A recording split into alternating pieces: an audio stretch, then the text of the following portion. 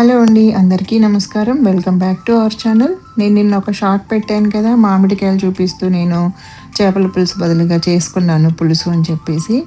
ఎవరైనా గెస్ చేశారా? ఏం చేశాను అని చెప్పేసి. సరే మీకెందుకులెండి శ్రమ నేనే చెప్పేస్తాను. కోడిగుడ్డు పులుసు. అది కూడా కరీంనగర్‌ని, నెల్లూరుని మిక్స్ చేశాననమాట. అంటే నెల్లూరు వాళ్ళు చేపల పులుసులో మ్యాంగో వేసుకుంటారు. మామిడికాయ వేసుకుంటారు కదా! పచ్చి మామిడికాయ. అది దీంట్లో వేసి చేశాను.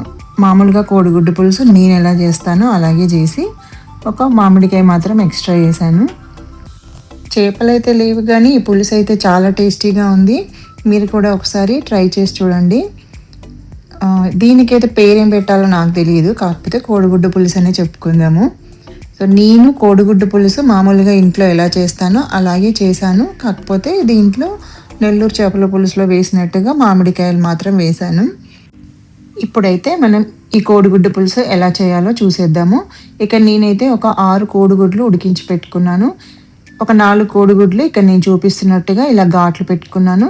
అలాగే ఇంకొక 2 కోడిగుడ్లని ఇక్కడ చూపిస్తున్నట్టుగా ఇలా పొడవుగా కట్ చేసి పెట్టుకున్నాను. మీకు ఎలా నచ్చితే అలా కట్ చేసుకోవచ్చు. అలాగే ఇక్కడ ఒక పెద్ద సైజు ఆనియన్, 2 పచ్చిమిరపకాయలు, కొద్దిగా కరివేపాకు, ఒక చిన్న మామిడికాయ, అలాగే చింతపండు రసం కూడా రెడీ పెట్టుకున్నాను. ఇప్పుడు మనం ముందుగా కట్ చేసి పెట్టుకున్నాం కదా కోడిగుడ్లు, అవి వేయించుకుందాము. ఇక్కడైతే నేను పులుసు ఏ గిన్నెలో చేద్దాం అనుకుంటున్నానో అదే గిన్నెలో వేయించుకుంటున్నాను.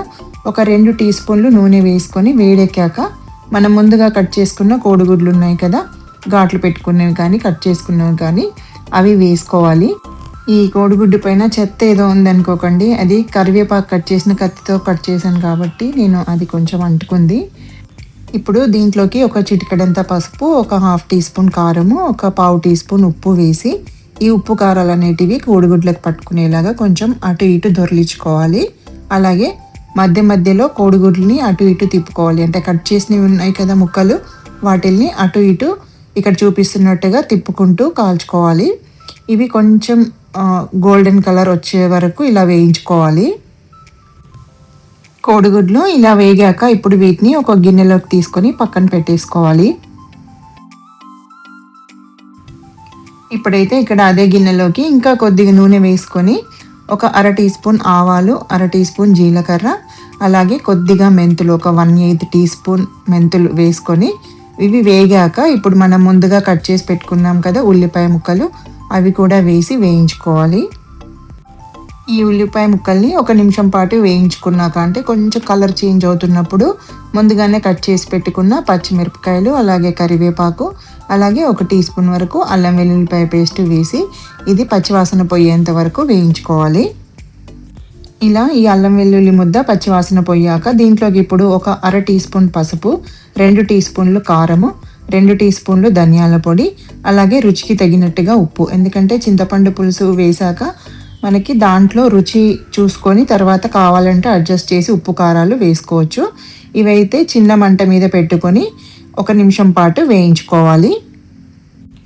ఇవి ఇలా వేగాక ముందుగా తీసి పెట్టుకున్నాను కదా చింతపండు రసం, అది కూడా పోసేసుకుంటున్నాను. ఇక్కడైతే నేను ఒక పెద్ద నిమ్మకాయ సైజ్ అంతా చింతపండు ముందుగా నానబెట్టి రసం తీసి పక్కన పెట్టుకున్నాను.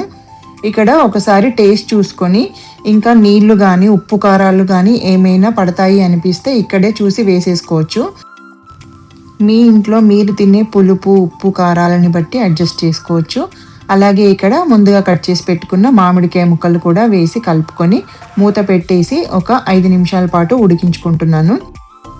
ఇప్పుడు ఒక 5 నిమిషాల తర్వాత మనం మూత తీసేసి చూసుకొని ఇప్పుడు మనం ముందుగా వేయించి పెట్టుకున్నాం కదా కోడిగుడ్లు, అవి కూడా వేసేసి ఒకసారి అంతా బాగా కలిసేలాగా కలుపుకొని మళ్ళీ ఒకసారి రుచి చూసుకోవాలి. ఎందుకంటే మనం మామిడికాయలు వేసి ఉడికించాం కదా, మళ్ళీ ఆ మామిడికాయ పులుపు కూడా మన పులుసులోకి దిగుతుంది కాబట్టి ఇక్కడ కూడా మళ్ళీ ఉప్పు కారాలు అనేటివి చూసుకొని అడ్జస్ట్ చేసుకోవాలి.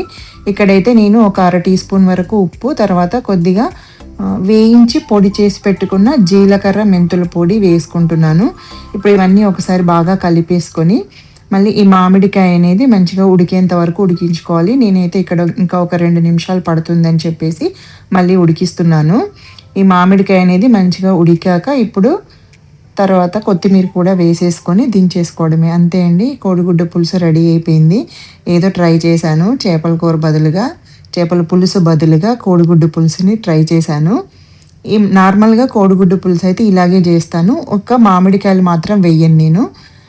కానీ ఇప్పుడేదో చేపల పులుసు టేస్ట్ కోసం అని చెప్పి వేశాననమాట. ఇప్పుడైతే చివరగా కొత్తిమీర వేసుకొని స్టవ్ ఆఫ్ చేసేసుకోవడమే. అంతే అండి. కోడిగుడ్డు పులుసు రెడీ అయిపోయింది.